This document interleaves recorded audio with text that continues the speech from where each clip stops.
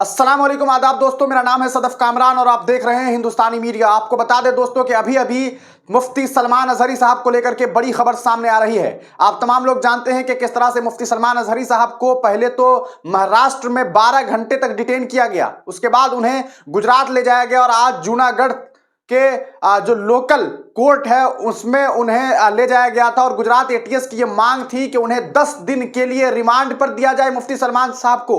लेकिन आपको बता दें दोस्तों कि पहले तो यह खबर आम हो गई कि 10 दिनों के लिए मुफ्ती सलमान अजहरी साहब को जो है रिमांड पर दे दिया गया, जिसके बारे में हमने भी आपको बताया था। लेकिन दोस्तों अभी यह बड़ी खबर सामने आ रही है कि इस मांग को अदालत ने खारिज कर दिया है। जी हां, अदालत ने खारिज कर दिया है और सिर्फ 1 दिन का रिमांड दिया गया है। तो कहीं ना कहीं मुफ्ती सलमान अजहरी साहब को अब सिर्फ और सिर्फ 1 दिन के रिमांड पर रखा जाएगा और उनसे 1 दिन पूछताछ होने वाली है। 10 दिनों की खबर सामने आई, हमने भी आपको वो खबर पहुंचाई थी, लेकिन हम आपको बता दें दोस्तों कि अब उस खबर को खारिज कर दिया गया है। पूरी तरीके से यह बात सामने आ गई है, ऑफिशियल खबर सामने आ गई है कि सिर्फ 1 दिन के लिए मुफ्ती सलमान अजहरी साहब को रिमांड पर रखा गया है। और इस बीच ये देखा जा रहा है कि पूरे हिंदुस्तान में तमाम मुसलमान भाई जो हैं वो एक होकर के मुफ्ती सलमान अजहरी साहब के लिए लड़ने की बात कर रहे हैं, उनके हुकूक की बात कर रहे हैं। और लोगों का यह कहना है कि अगर मुफ्ती सलमान साहब को रिहा नहीं किया गया तो जेल भरो आंदोलन शुरू कर दिया जा सकता है। जी हां, आपको बता दें ये बातें अब सामने आ रही है। तो कहीं ना कहीं गुजरात की पुलिस को, गुजरात की एटीएस को मालूम चला हो या ना चला हो, लेकिन गुजरात की अदालत को यह बात समझ में आ गई है कि मुफ्ती सलमान अजहरी को बगैर वजह के ज्यादा दिनों तक रिमांड पर रखना खुद अच्छी बात नहीं होगी, क्योंकि उनके जो फॉलोअर्स हैं वो कहीं ना कहीं लगातार सोशल मीडिया प्लेटफॉर्म पर इस बात का विरोध जता रहे हैं कि मुफ्ती सलमान अजहरी साहब को क्यों गिरफ्तार किया गया।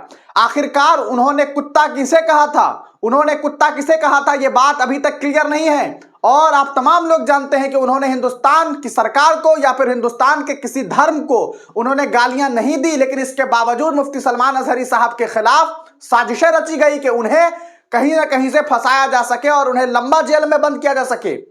लोगों के अंदर यह गुस्सा है कि आखिरकार मुफ्ती साहब को क्यों गिरफ्तार किया गया। और आप तमाम लोग जानते हैं कि मुफ्ती साहब को चाहने वाले लोग तमाम फिरके में हैं। और अब तो फिरके की बात छोड़ दे भारत के मुसलमान, क्योंकि अब वक्त आ गया है कि भारत के मुसलमान एकजुट हो जाएं और एक साथ मिलकर के आवाज बुलंद करें और अपने हक की लड़ाई लड़ें। न सिर्फ अपने हक की बल्कि अल्पसंख्यक समुदाय की, तमाम बेबसों की, तमाम दलितों भाइयों की, उन तमाम लोगों की जिनके ऊपर जुल्म सितम हो रहा है, उनके हुकूक की लड़ाई लड़ना मुसलमानों के जिम्मे में आ गया है। क्योंकि आप तमाम लोग जानते हैं कि यहाँ के कुछ लोग, कुछ नहीं, यहाँ के जो कहा जा सकता है कि अक्सरियत लोग हैं, वो कहीं ना कहीं एक खास विचारधारा में शामिल हो गए हैं और उनकी नजर में मुसलमानों के हुकूक बिल्कुल खत्म कर दिए जाने की सोच की तरह है कि उनका हुकूक खत्म कर दिया जाए। आप जानते हैं कि किस तरह से देश में मसाजिदों को तोड़ा जा रहा है, शहीद किया जा रहा है, मज़ारों को, मकबरों को, और यहां तक के खानकाहों पर जो है यहां की सरकार की पैनी नजर है। और वे लोग कहीं ना कहीं साजिशन हिंदुस्तान के मुसलमानों के साथ खिलवाड़ कर रहे हैं। और ऐसे में आपने पहले भी देखा कि किस तरह से मुसलमान के उलमाए कराम पर नजरें डाली गई।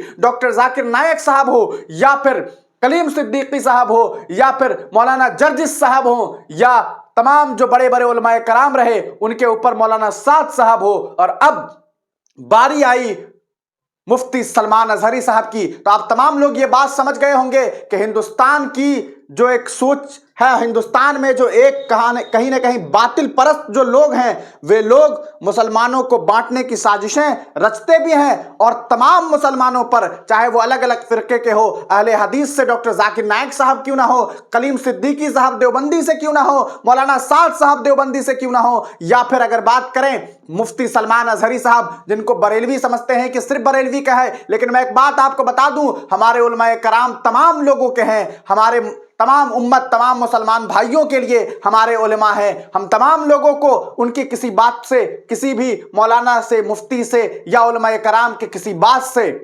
एहतजाज हो सकता है। उनके किसी बात से कहीं ना कहीं हमें कहते हैं ना कि कोई एक पॉइंट हो जिस पॉइंट पर हमें लगता है कि नहीं ठीक है, हम उनकी ये बात को नहीं मानेंगे, लेकिन हमें उनका आदर सम्मान करना है और उनके हुकूक की लड़ाई लड़ना है। वो वक्त चला गया दोस्तों कि अब हम आपस में ही बंटते रहें, मरते रहें और कटते रहें। वक्त की जरूरत यह है कि हम तमाम लोग मुत्तहिद होकर के लड़ें, क्योंकि वो किसी शायर ने वो बात जो कही है, मैं बार बार आपको ये बात कह रहा हूं कि मुत्तहिद हो तो बदल सकते हो गुलशन के निजाम, मुंतशिर हो तो मरो शोर मचाते क्यों हो। आप तमाम लोगों का वीडियो देखने के लिए बहुत बहुत शुक्रिया। अगर आप मुफ्ती साहब को पसंद करते हैं तो वीडियो को साझा कीजिए और जहां तक हो सके चैनल को सब्सक्राइब कीजिए, हमें सपोर्ट कीजिए ताकि हम आप तमाम लोगों के लिए सही तरीके से और सच्ची तरीके से आवाज उठाते रहें।